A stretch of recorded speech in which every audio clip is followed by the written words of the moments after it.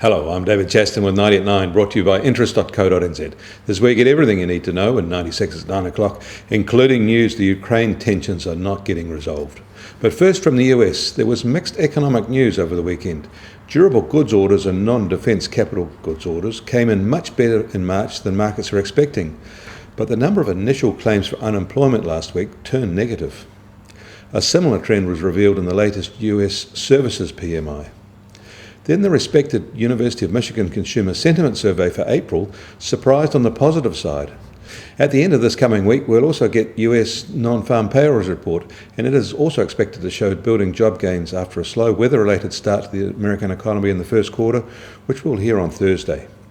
Stocks closed lower on the end of last week. Benchmark US Treasury 10-year bond yields also fell slightly, ending at 2.67%. The price of crude oil fell again, but gold climbed and settled above $1,300 an ounce at week's close.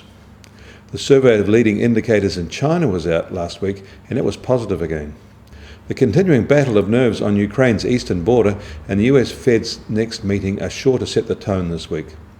Extended sanctions on Russia will test the nerves of some Europeans, as big British and German commercial interests will be in the sanctions firing line.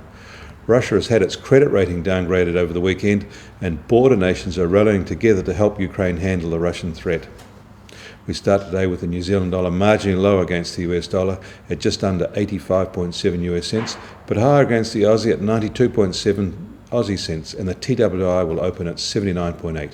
I'm David Chaston. That was 90 at 9, brought to you by interest.co.nz.